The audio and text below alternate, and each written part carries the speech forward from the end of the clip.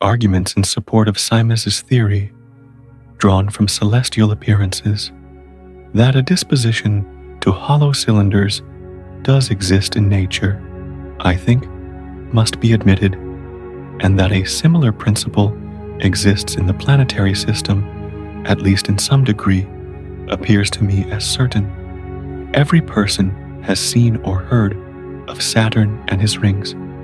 At certain periods of time, the appearance of this planet, viewed through a good telescope, represents him to be surrounded with two luminous rings or bodies of matter, concentric with each other and with the body of the planet. These rings nowhere adhere to the body of the planet, but are distinct and separate, some considerable distance from him and from each other, leaving a portion of vacant space between the planet and the rings, through which we see the fixed stars beyond. It is a fact, I believe, admitted by all, and of which we have positive ocular demonstration, that these rings are constituted of some kind of matter, if not solid, at least to all appearance, as much so as the body of the planet. Their thickness must be very inconsiderable, for when the edge is turned to the eye, it is no longer visible, except to the powerful, reflecting telescope of Dr. Herschel. Thus, the rings undergo phases according to the position of the planet in his orbit, which prove them to be opaque, like other bodies in the planetary system, and like them shining by reflection. I am not informed what is the precise velocity of the rotary motion of the rings. Probably their varying aspect, or some other cause, has prevented a correct observation from being made. However, the planet itself revolves on its axis with an astonishing velocity, and no doubt the rings also, though perhaps with different degrees of velocity. The appearance of Saturn, I conceive, establishes the fact that the principle of concentric spheres, or hollow planets, does exist, at least in one instance, in the solar system. And if the fact be established that it exists in one case, is it not fair? Nay, is it not almost a certain and necessary consequence that the same laws of matter which formed one planet into concentric spheres must form all the others on a plan more or less the same? If we draw any conclusion or form any opinion at all respecting the formation of the planets, whose inner parts we cannot see, or if we form any opinion in relation to our own planet in particular, whose poles have never been explored, would not reasoning from analogy bring us to the conclusion that all bodies of matter are formed similar to that of Saturn, unless we have positive proof to the contrary? But it is not in Saturn alone that we find proof of the principles contended for by Captain Symmes. Most, if not all, of the other planets belonging to our system, whose relative situation afford us an opportunity of observation, appear to exhibit strong proofs that the same principles prevail throughout. The planet Mars exhibits concentric circles round one or the other of his poles, according as either is more or less in opposition to us. These circles appear alternately light and dark, exactly as they should. Supposing the planet to be constituted of concentric spheres, such as Symmes believes of the Earth, the light being reflected from their verges on which it falls, and in which case the vacant space between the spheres would necessarily appear dark. Sometimes he appears to us with a single ring at each pole. At such times his axis is at right angles, or nearly so, with a line drawn from the earth to his center. This, I conceive, can be accounted for by the great refraction, occasioned by the increased density of his atmosphere around the poles, which appears to throw out the further sides of the verges so as to make them appear like rings. in the form they present themselves to our view. That such is the natural appearance may be evidenced by taking a small wooden sphere with open poles and immerse it in a circular glass vessel filled with water. When viewed horizontally through the side of the glass, with the plane of the openings at a right angle with the visual ray, the refraction occasioned by the water answering to the dense atmosphere of Mars will apparently throw out the polar openings and present you with a view similar to the appearance of Mars when his axis is at right angles to us. Our next neighbor, Venus, between us and the Sun, though her being between us and the Sun prevents us from having so favorable an opportunity of examining her poles as those of Mars, who is our next neighbor on the side opposite the Sun, presents appearances at certain times which seem to lead to the conclusion that she also is constituted of concentric spheres.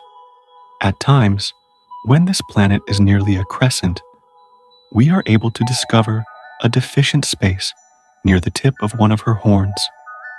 Admitting Venus to be constituted of concentric spheres with open poles, and supposing one of the vacant spaces between two of her spheres about the polar openings to traverse her horn or cusp at the place where the dark space occurs, it would present to us exactly such an appearance as does actually occur.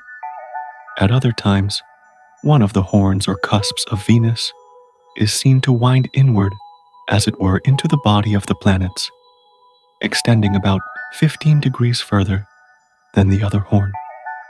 This is an appearance which would also be presented if Venus is formed according to Symmes' theory. And again, supposing one of her horns to terminate around the verge of a polar opening in such way as to follow the curve of the verge for some distance, which is of course more curved than the periphery of the planet. And the same appearances, I think, would occur. The axis of the planet not being at right angles with the polar openings. In its revolutions, one side of the verge would be thrown much nearer to us than the other, and the different spheres, revolving on their axes with different velocities, would at different times exhibit to our view the verge of a different sphere. The axis of the planet Jupiter is always at right angles with a line drawn to the Earth. Consequently, his poles are never presented to us, but his belts, which we can and do see, seem to speak loudly in favor of a plurality of spheres. The most common appearance of Jupiter is that he is surrounded by 4 belts, 2 bright and 2 dark, alternate to each other, but they are variable, presenting different appearances. At some times 7 or 8 belts are discoverable. At other times they appear interrupted in their length, and to increase and diminish alternately, running into each other and again to separate into a number of belts of a smaller size. If Jupiter be a solid globe, I would inquire, how is it possible to account for those various changes in his belts, or even for their existence at all? Astronomers, I understand, have heretofore considered the phenomena of Jupiter's belts as altogether unaccountable. If he be a simple plain globe, those belts could not exist, or if they did, they must forever remain uniform and not change their size and shape, or relative positions in respect to each other. Neither could the spots on one belt rotate faster than those on another. But if we adopt the doctrine of concentric spheres, and that this planet is composed of a number of them, we can account at once for all the various appearances in a rational manner. The belts would be produced by the shadow cast on the space between the polar opening of one sphere and the adjoining one. That is, a portion of the sunshine would be reflected from the verges of the spheres on which it fell. and another portion would appear to be swallowed by the intervening space. And if refraction bends the rays of vision between and under his spheres, as it bends a portion of the rays of the sun, so as to produce the apparent belts of comparative shade, then a very complete solution of those appearances, heretofore considered wonderful, would be afforded. The variation which has been observed in their number, shape, and dimensions can in no way be better accounted for than by concluding the planet to be constituted of a number of concentric spheres, of different breadths, revolving on different axes and with different velocities, so as sometimes to present to our view the verge of one sphere, and sometimes that of another, and the rays of the sun, falling on the parts of the verges presented to us, would occasion the diversified appearances which we discover, if some sections of both crusts of the spheres be formed of water alone and become occasionally transparent.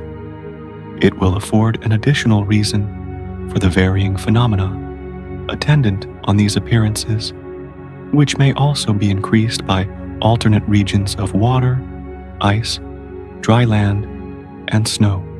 Modern astronomers have long noticed the spots frequently visible on the sun. They are described as having the appearance of vast holes or fractures in his outer surface or crust, through which an inner appears to be seen.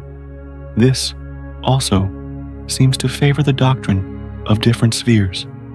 Notwithstanding the sun revolves very slowly on his axis, it is probable that his poles are open to a greater or less extent. But we can never see into them, owing perhaps to the Earth never being very far from the plane of the sun's equator, his being such a vast deal larger than the Earth, and the atmosphere surrounding him so extremely luminous. Very little doubt exists in my mind that the poles of the sun and of Jupiter would appear somewhat like those of Mars or the rings of Saturn, were it not that the two former never present their axes in any perceptible degree towards us. Neither does our satellite, the Moon, ever present either of her poles to us.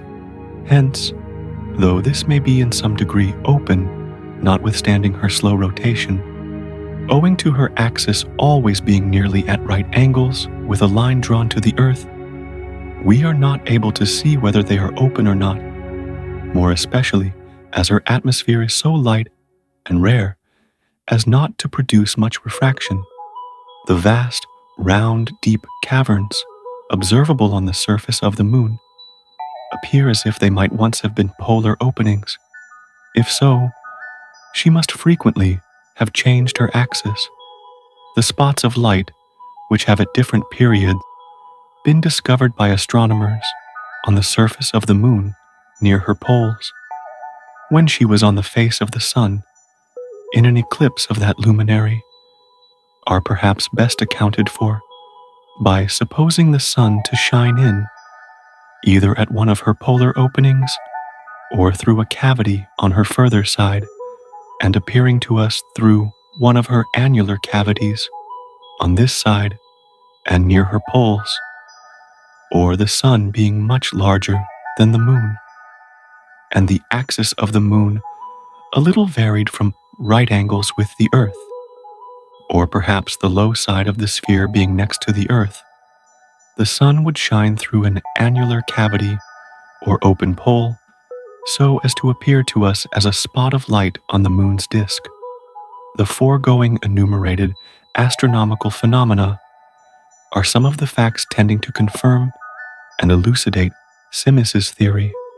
They all have been long known to exist, yet I have never heard them accounted for to the satisfaction of my mind. Indeed, I believe some of them never was attempted to be accounted for in any manner whatever. I would, therefore, request the reader, who may deign to give the subject a serious thought, to reflect that if all the celestial orbs are entire round globes, as the old theory considers them to be, on what principles, or in what manner, could they present the various appearances which I have enumerated? Why should the horns of the Venus assume different shapes?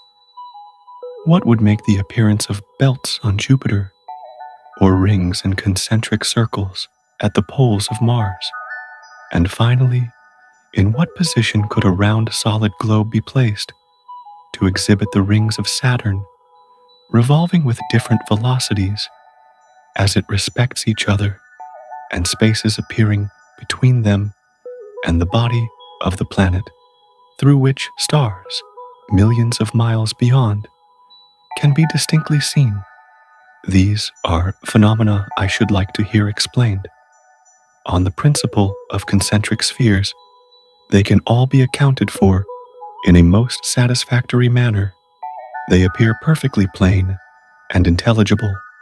What was thought to be involved in inexplicable mystery and midnight darkness now perfectly accords with the established laws of nature, and can be understood by the most ordinary capacity.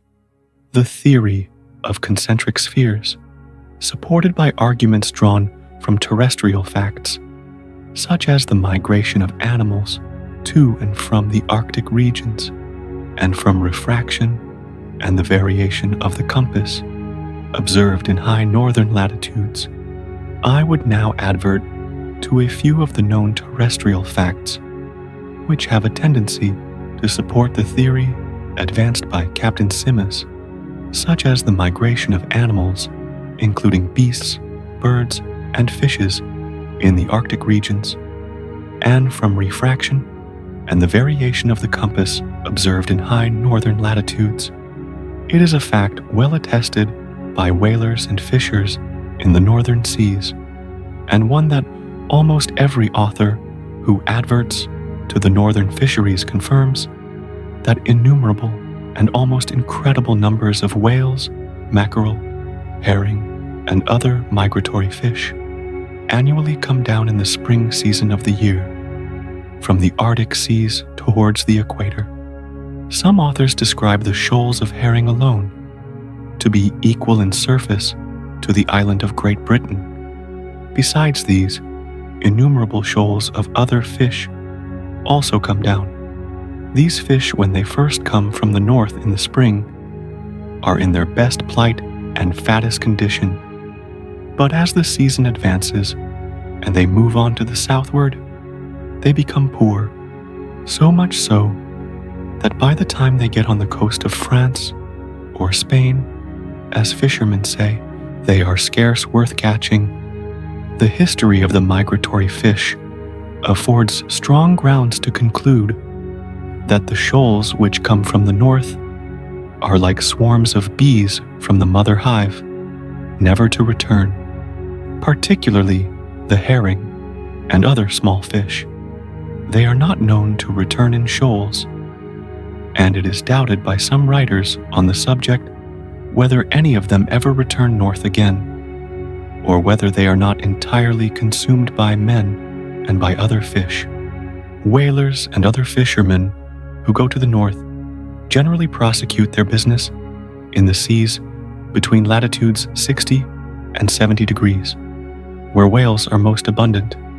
Pinkerton, in his voyages, states that the Dutch, who at different periods got detained in the ice and were compelled to winter in high northern latitudes, could find but few fish to subsist on during the winter, which proves that the migrating fish do not winter amongst or on this side of the ice. All these facts relative to fish appear to be well authenticated. Now, were the Earth a compact and solid spheroid, according to the old theory, and were the seas frozen nearly to the bottom at the poles, as we would be led to conclude, where could all those fish that come down to us every spring breed? Or, if they even all returned in the autumn, and all the north were a sea that did not freeze even to the poles, it would require a great stretch of credulity to imagine where they could obtain food for the winter, or even if their source of food were inexhaustible, could the region of the pole afford space sufficient for their health so as to migrate south in the spring? If the earth be not hollow, or at least greatly concave about the poles, where could all those fish find room in winter? But on Symmes's plan, admitting the globe to be a hollow sphere, and the inner or concave part as habitable as without, at least as habitable for fish, the whole matter is at once explained. Whales and various fish delight in cold regions. According to Symmes's theory, a zone at a short distance beyond the real verge of the sphere, which constitutes the coldest part, or as he has thought proper to term it, the icy circle, commencing at the highest point in about latitude 68 degrees in the Northern Sea near Norway, thence gradually declining to about latitude 50 degrees in the Pacific Ocean, which is the lowest point, and thence regularly round again to the highest point. A certain distance beyond this, and short of the apparent verge, this zone or icy circle exists, which is believed to be the coldest region of the earth. After passing this, we would advance into the interior of the globe and into a milder clime. In the interior region, it is contended, those immense shoals of fish are propagated and grow, which annually come out and afford us such an abundant supply. Nor does it appear that the interior parts of the sphere are altogether forsaken by the fish in summer, for shoals of fat mackerel and herring come down from the north in autumn as well as in the spring. The seal, another animal found in cold regions, is also said to migrate north twice each year, going once beyond the icy circle to produce their young, and again to complete their growth, always returning remarkably fat, an evidence that they find something more than snow and ice to feed on in the country to which they migrate. Numerous other facts of importance relative to the migration of quadrupeds are well authenticated by travelers and others, particularly that of the reindeer. In Rees's Cyclopedia, under the head Hudson's Bay, it is stated that the reindeer are seen in the spring season of the year, about the month of March or April, coming down from the north in droves of 8 or 10,000, and that they are known to return northward in the month of October, when the snow becomes deep. Hudson's Bay is situated between 60 and 65 degrees north latitude. We are informed by Professor Adams of St. Petersburg that on the northern coast of Asia, every autumn the reindeer start northeastwardly from the river Lena and return again in the spring in good condition. The mouth of the river Lena is in about latitude 70 degrees north. This appears to me rather a mystery according to the old theory of the earth. For why should those deer, when the cold commences, seek a colder climate and a more sterile country? The inhospitable coast of Liberia and Hudson's Bay, in the gloom of a dark winter, I should suppose, would be cold enough, without their seeking to spend the winter among nothing but eternal mountains of ice at the pole, where nature must be robed in snows and crowned with storms. Hearn, who traveled very high north and northwest on the continent of America, details various facts in his journal, which strongly corroborate Symmes's position. Some of the facts he attempts to explain agreeably to his own ideas, and others he considers inexplicable. Among a great collection of facts, he states that large droves of musk oxen abound within the Arctic Circle, few of which ever come so far south as the Hudson's Bay factories. He mentions seeing in the course of one day several herds of those animals, 70 or 80 in a herd in about latitude 68 degrees. He states that the polar white bears are very rarely found by any of the Indians in winter, and that their winter retreats appear to be unknown, that they are sometimes seen retiring towards the sea on the ice in autumn, and appear again in great numbers in the latter end of March, bringing their young with them. Hearn also states that the white or Arctic foxes are some years remarkably plentiful and always come from the north, that their numbers almost exceed credibility, that it is well known none of them ever migrate again to the northward, and that naturalists are at a loss to know where they originate.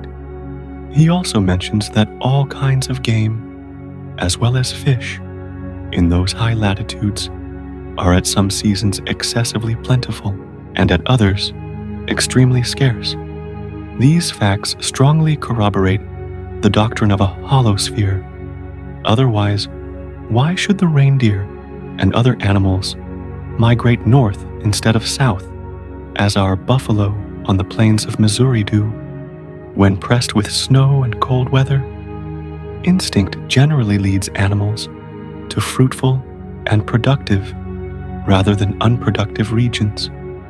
Why then proceed north on the approach of winter unless in expectation of finding a warmer climate, or at least a more mild and plentiful country beyond the icy circle, independent of the immense droves of reindeer, great numbers of musk oxen, white bears, and white foxes spent their winters towards the north, which tends to establish the fact that a considerable extent of land must exist in that quarter of the earth. This, however, would infringe on the space necessary to accommodate the vast quantities of fish which appear to be propagated in that region. If the old system were true, if we were to judge of the internal surface of the sphere by its animal productions, admitting that those animals heretofore enumerated are propagated there, we should conclude that the internal region of the earth is as much more favorable to the support of animal life as the reindeer is larger than our deer, and the white bear larger than our bear, and consequently, we must conclude that there are more salubrious climates and better countries within than any we have yet discovered without. Hearn also informs us that swans, geese, brants, ducks, and other wild waterfowl are so numerous about Hudson's Bay in the spring and summer that the company every season salt up vast quantities of them, sometimes 60 or 70 hogsheads. He enumerates 10 different species of geese, several of which, particularly the snow geese, the blue geese, Brent geese, and horned wavy, lay their eggs and raise their young in some country unknown, even to the Indians. As their eggs and young are never seen by them, neither have the most accurate observers been able to discover where they make their winter residence, as it is well known that they do not migrate to the southward, but few of them ever pass to the south, and some of the species are said never to have been seen south of latitude 59 degrees. Most of those fowls molt or shed their feathers in a peculiar manner in summer and become nearly naked.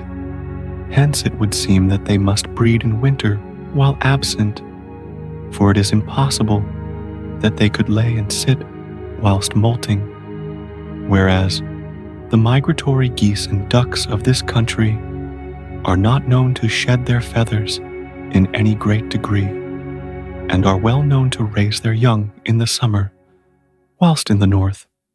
It may therefore be inferred that many of those waterfowls, which Hearn describes, raise their young beyond the icy circle and within the sphere, as many of the 10 species of geese he saw there are unknown further south. It establishes the fact that they do not come to the south to winter. In the papers of the Honorable D. Barrington and Colonel Beaufoy on the possibility of approaching the North Pole, read before the Royal Society of London.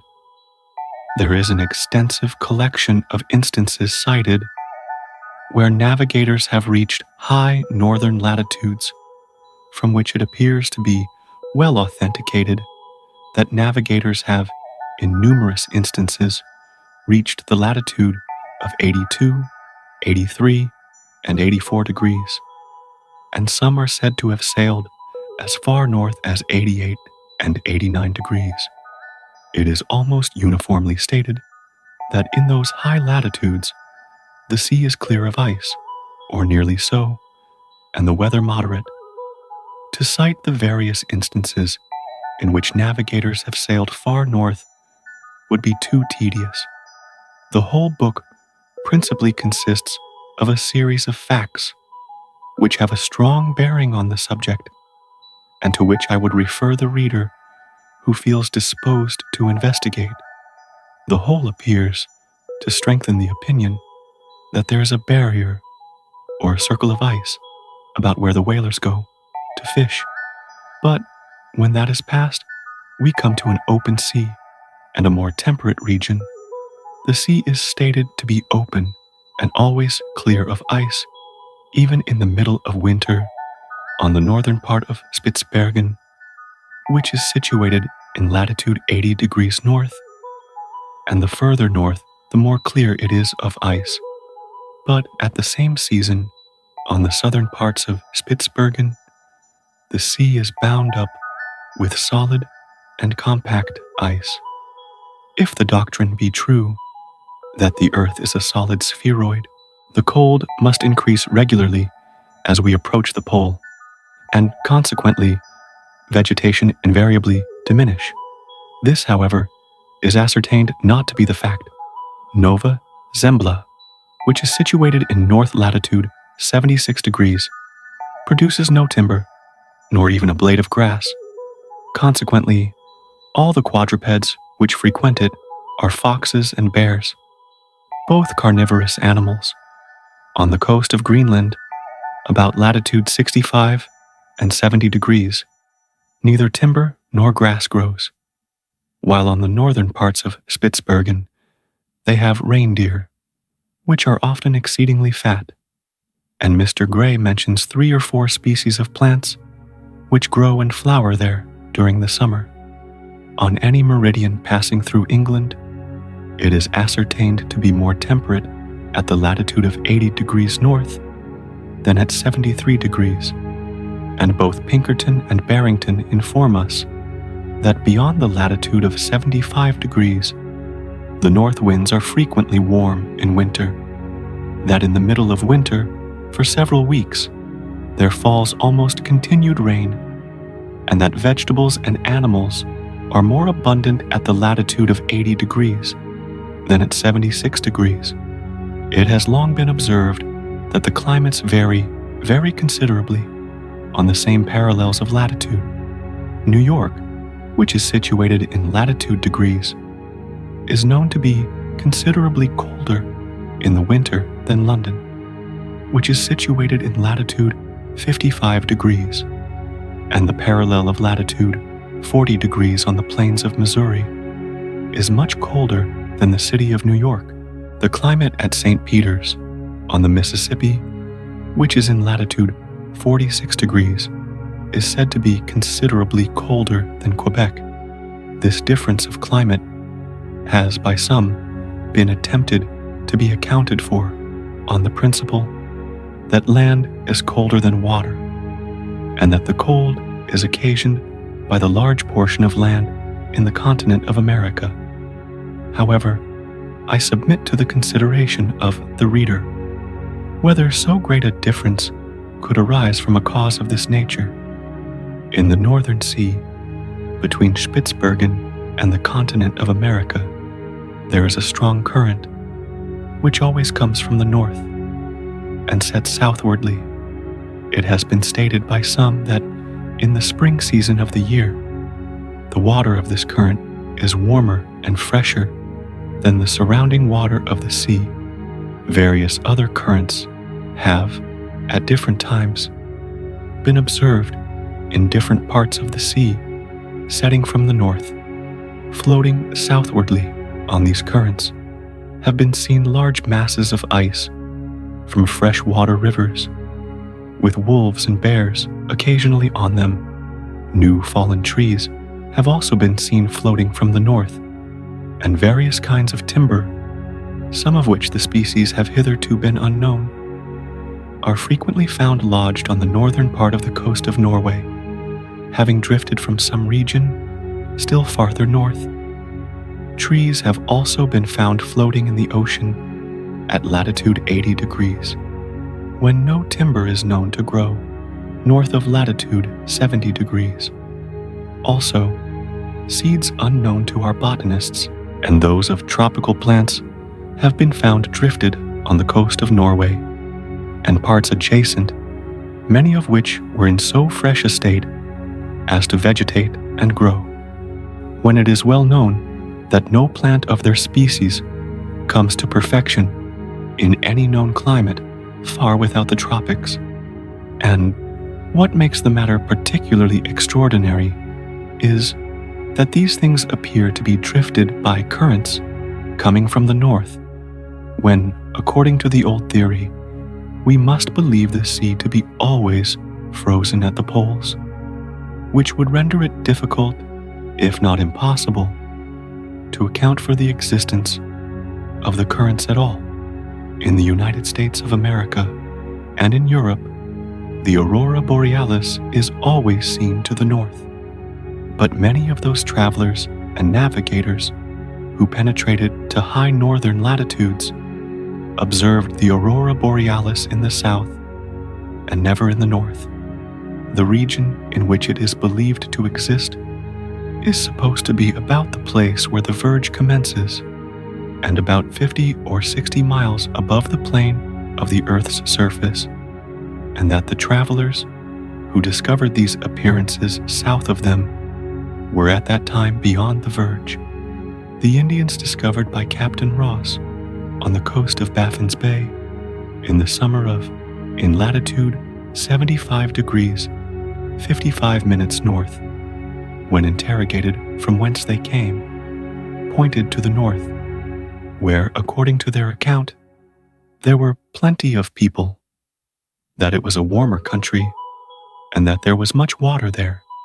And when Captain Ross informed them that he came from the contrary direction, pointing to the south, they replied that could not be, because there was nothing but ice in that direction.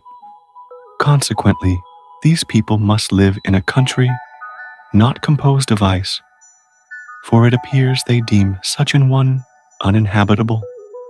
Hence we must infer, if the relation given by Captain Ross be correct, that north of where they then were, the climate becomes more mild and is habitable, a change, the cause of which is not easily accounted for on the old philosophic principles. In high northern latitudes, owing to refraction or some other peculiar circumstance, which hitherto has not, to my knowledge, been attempted to be accounted for, the extent of vision appears to be greatly increased, so that objects, much further than the ordinary distance, are distinctly seen, frequently appearing elevated above the sea or their real situation, and their image sometimes pictured in the sky. The real objects themselves are sometimes seen with the naked eye 140 or 150 miles, and sometimes at the astonishing distance of 200 miles. These facts are well attested by Captain Ross and other navigators. How this can be accounted for on the formation maintained by the old theory, I cannot conjecture. I believe it is admitted that the deck of a vessel at sea, anywhere between the equator and latitude 50 or 60 degrees, cannot be discovered, even by the best telescope, at a greater distance than 12 or 15 miles. Nay, were there no end to vision, and could the eye penetrate 200 miles through our atmosphere With sufficient clearness, it would require an observer to be elevated about 5 miles before he could discover an object on the surface of the Earth 200 miles distant. But on the edge of the verge of the polar opening, if the atmosphere were clear and the power of vision strong enough, an observer might discover objects situated on the verge at any point all round the sphere, as they would be on an exact plane with the observer. And on the contrary, traveling across the verge from the convexity to the concavity of the sphere, a very few miles make objects disappear. All northern navigators and travelers agree that high north the sun becomes less bright and the sky darker than in more southern latitudes. Is not this owing to the rays of the sun being refracted round the verge of the polar opening? Another circumstance observed by navigators who have visited high latitudes is that the latitude and longitude, as found by celestial observation, frequently differ very materially, sometimes as much as 1/2 from that given by the log line. It has also been observed that the mercury in the barometer is less fluctuating in northern regions than it is further south. Those appearances observed in the southern hemisphere, which are termed Magellanic clouds by navigators, have not, so far as I know, been accounted for. They are 3 in number, of an irregular shape, and observed by night in the South Atlantic and the southeast parts of the Pacific Oceans, reversed from New Holland and New Zealand, but never visible in the eastern parts of the Indian Ocean. Their color is like that of far distant mountains on which the sun is shining. In the one sea they appear due south, and in the other to the left. They are stationary, appearing perpetually fixed at a certain height and in a particular situation as viewed from any given place. The stars in the heavens, in their diurnal revolutions, sweep by them, and they remain the same. To the navigator, who proceeds to the east or west, they appear to be more or less to the right or left of the meridian, in proportion as he changes his longitude, and as he sails south, they increase in height until they reach the zenith, and finally become north.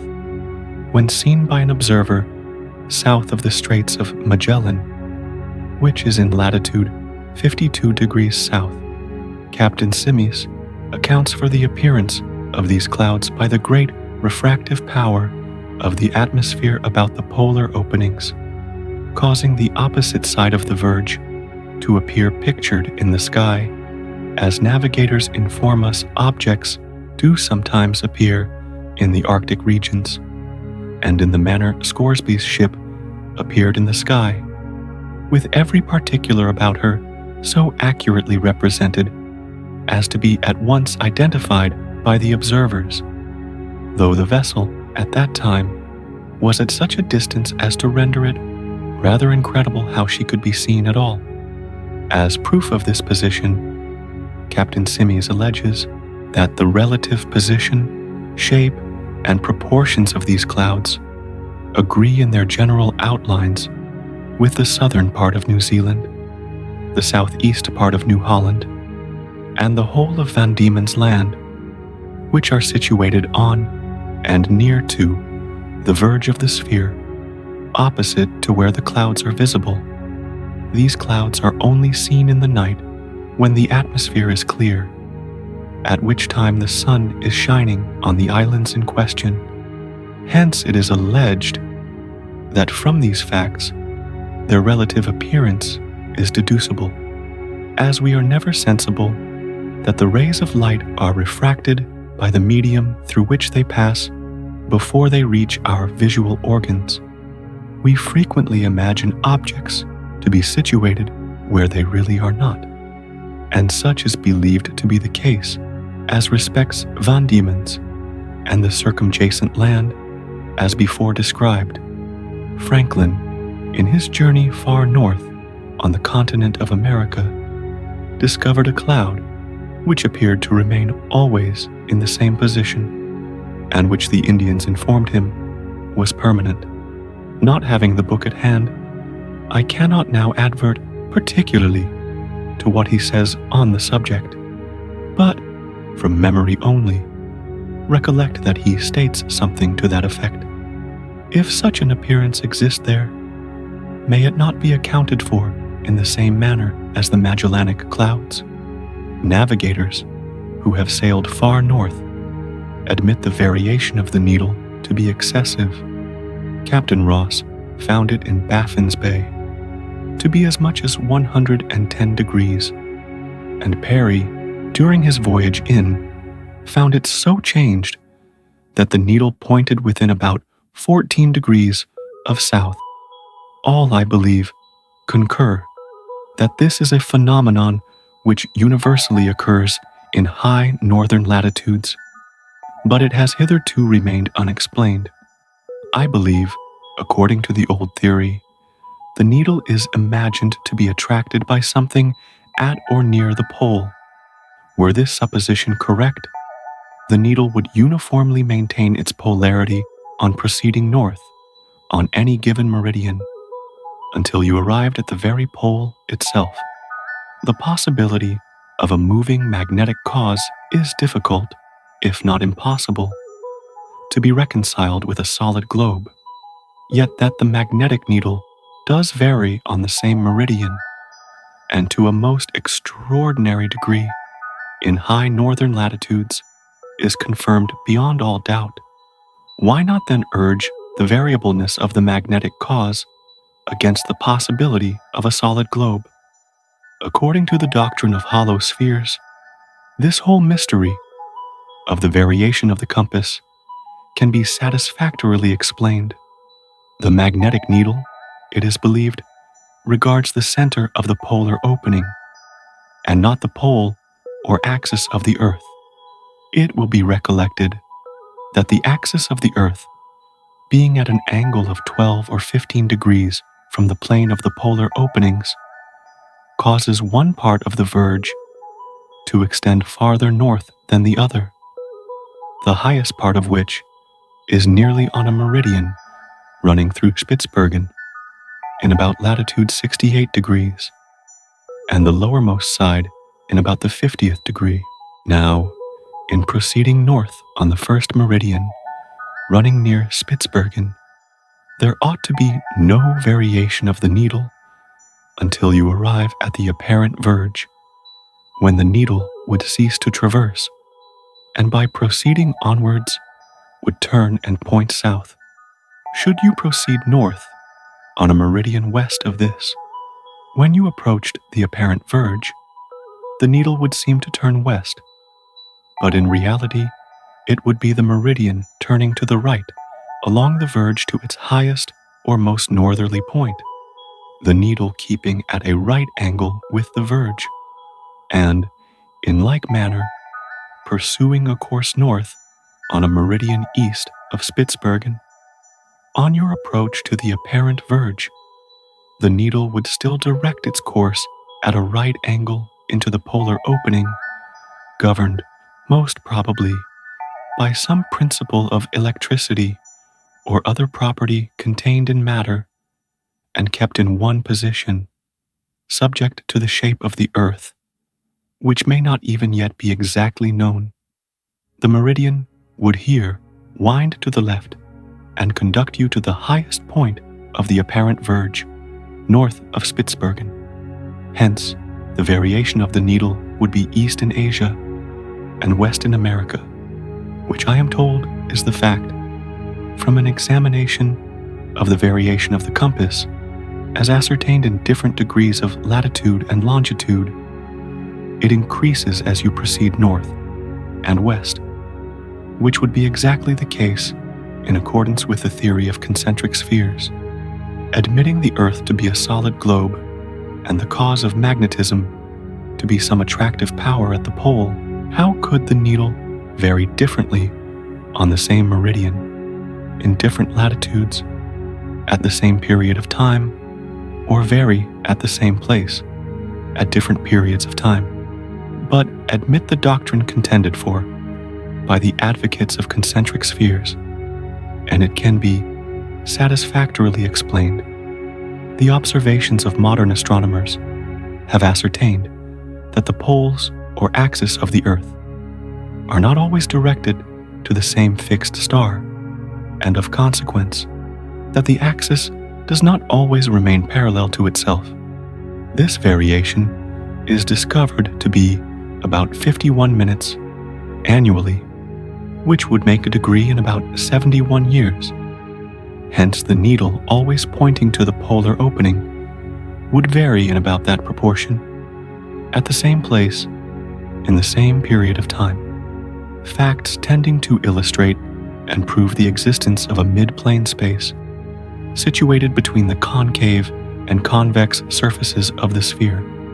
According to Symmes' theory, each sphere has an intermediate cavity or mid-plane space of considerable extent, situated between the convex and concave surfaces of the sphere, filled with a very light and elastic fluid, rarefied in proportion to the gravity or condensing power of the exposed surfaces of the respective spheres, and also various other less cavities or spaces between the larger or principal one and the outer and inner surfaces of the spheres, each filled with a similar fluid or gas, most probably partaking much of the nature of hydrogen. This fluid is lighter than that in which the sphere floats, and has a tendency to poise it in universal space. The spheres, in many parts of the unfathomable ocean, is believed to be water quite through from the concave or convex surfaces to the great mid-plane space, and probably the earthy or solid matter of the sphere may in many places extend quite through from one surface to the other, tending, like ribs or braces, to support the sphere in its proper form. Such a formation of spheres appears to be supported by various facts and phenomena, amongst the most prominent of which are volcanoes and earthquakes. Many volcanic mountains burst out and burn for ages, discharging from the bowels of the earth immense quantities of lava, pumice, and various substances of various kinds. Some of these mountains have been burning for thousands of years, at least as far back as the records of history have been made known to us. Had the earth, at its formation, been a solid globe, 4 times as hard as hammered iron at the center, and gradually lessening in density towards the surface, we must admit that it would still be solid matter, governing ourselves by these principles. How can we imagine that such immense caverns filled with combustible matter, as would be necessary to supply those volcanoes from time immemorial, could have existed? However, that they do exist is certain, which I think is in no way more easily accounted for than on the plan of a mid-plane space, or of spaces filled with a certain hydrogenous gas, which being much lighter than atmospheric air, if there should be any small aperture or crevice extending from the surface to the space beneath, the gravity of the outer part of the sphere pressing on it would occasion a portion of this gas to escape through the aperture, and as it comes in contact with the oxygen of the atmosphere, would take fire and occasion those tremendous explosions, which we know do sometimes take place, and cause those mountains to burn for years, until the cavity which supplied the volcanic matter becomes exhausted, or until some shock or convulsion consequent on the burning may have loosened rocks or earth of the denser part of the sphere, which falling into the aperture choke it up, hence the gas ceasing to escape. The volcano would cease to burn until some shock or accident should again open the aperture.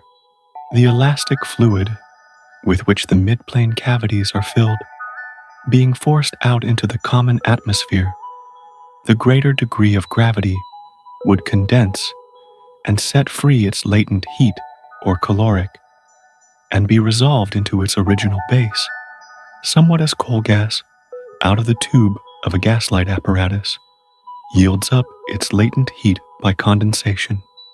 Hence, steam burns when mixed with coal gas.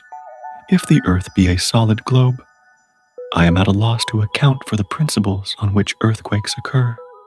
Long before I heard of Symmes's theory, or perhaps before it had an existence in the mind of man, when reading accounts of earthquakes, it appeared to me altogether unaccountable that such violent concussions could take place in one part of the world and not be felt throughout the globe. It appears altogether inconsistent that one part of a solid piece of matter would be shaken so violently without affecting the whole mass. We are informed by authentic history that whole islands and vast sections of country have been sunk by earthquakes and never more heard of. On the other hand, islands which are now inhabited and productive have been raised, apparently, from the bottom of the unfathomable ocean.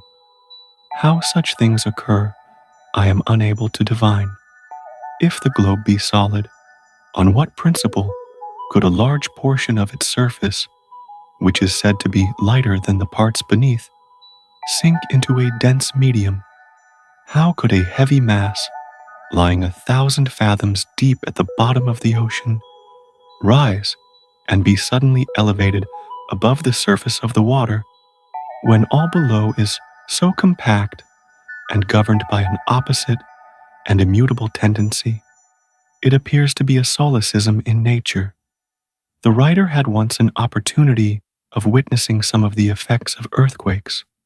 It was his fortune to be on the Mississippi River in the year, at the time when that country was so violently convulsed with an earthquake. He saw and heard innumerable explosions, as though a large quantity of air had been confined in the bowels of the earth, and, seeking vent, rushed out with a tremendous sound, forcing up considerable quantities of sand through the apertures, in many instances mixed with black muddy water, and a substance resembling stone coal or carbonated wood, which emitted a strong bituminous odor when exposed to fire.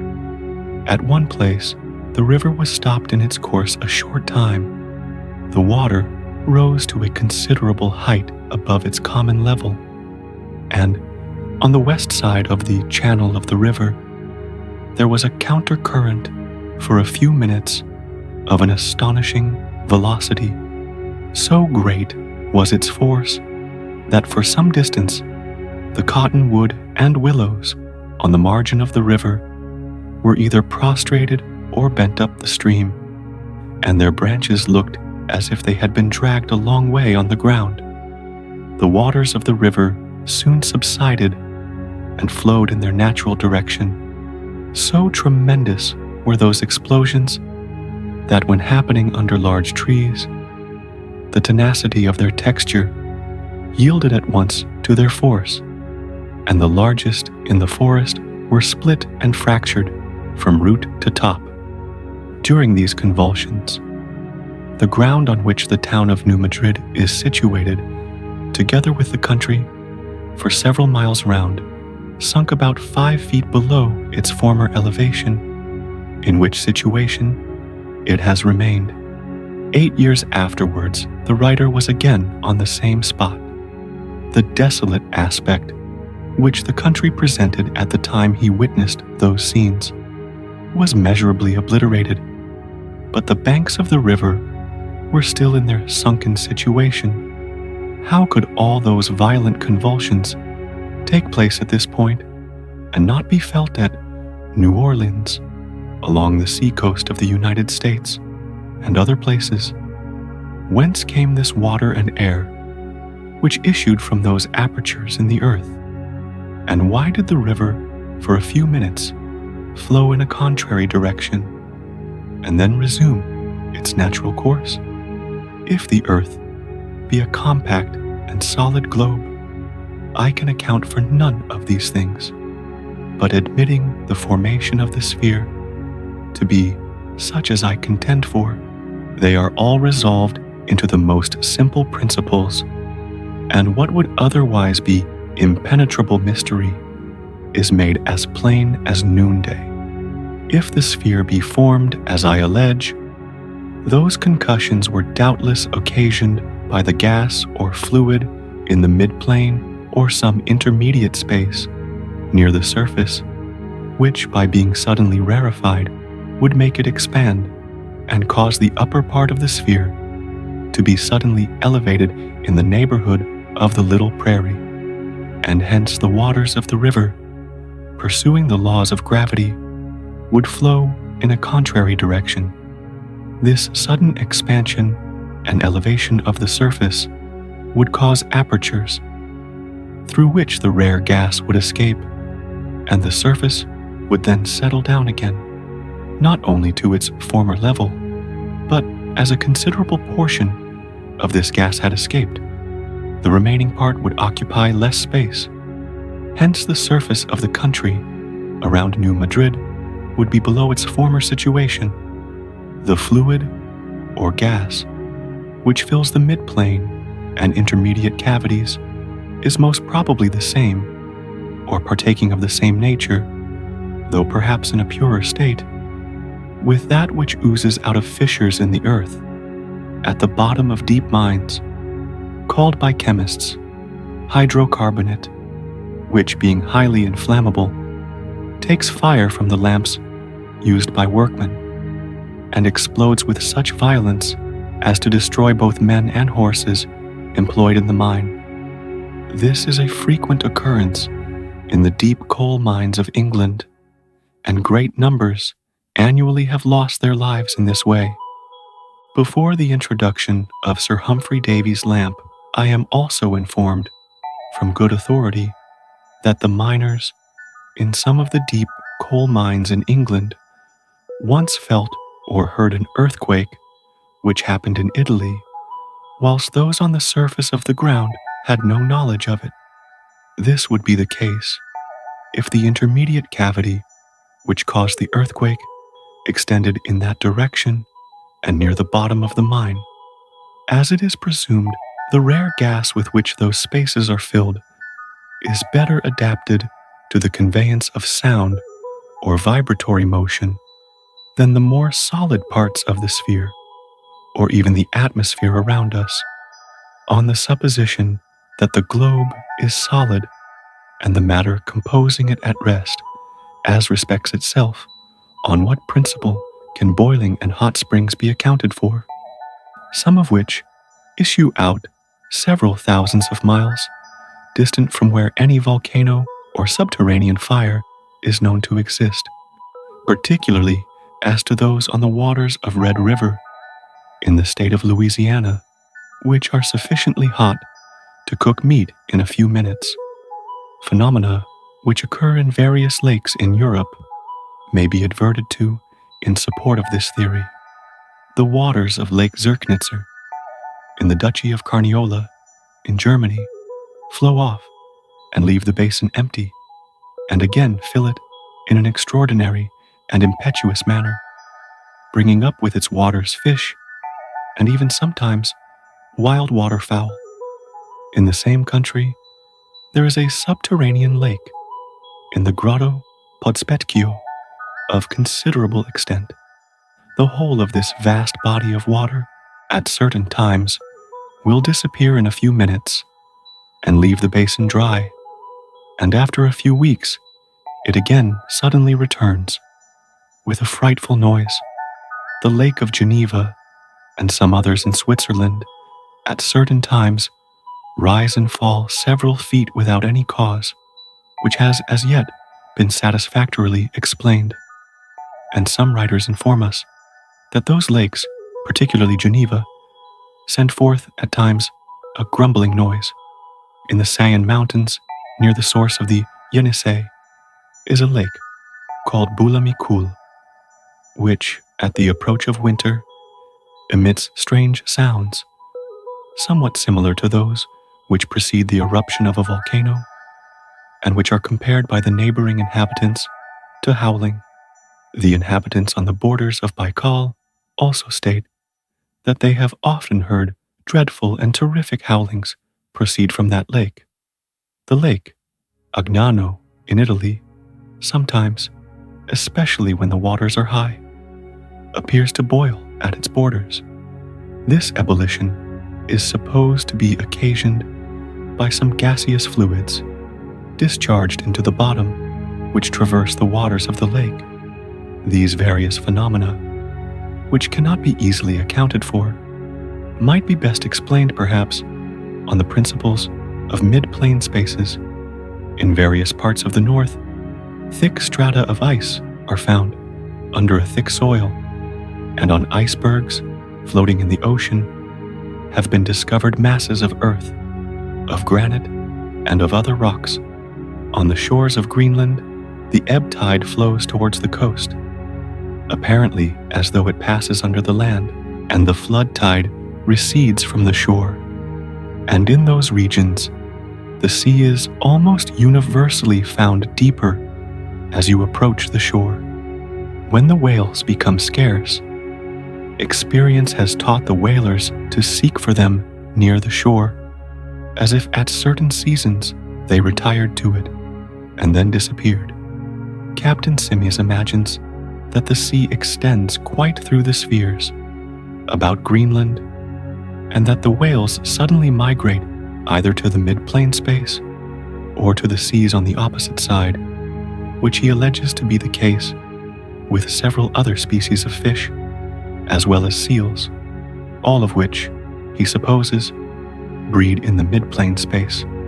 The reasons that induce him to adopt this conclusion are various, such as that fish have been thrown up by the eruption of a volcano in South America, herring appearing in such immense numbers at certain seasons of the year, the whales seeming to pass under Greenland, 2 seals having been once caught in Lake Ontario, which is said to be unfathomable, although this lake is many degrees south of where the seals have ever before been known to come, and the various species of fish in our northern lakes which appear and disappear at certain periods, that the exterior seas in some places communicate with the interior seas, is rendered probable by various other circumstances, such as currents running continually into the Mediterranean, and no visible outlet to the water thus continually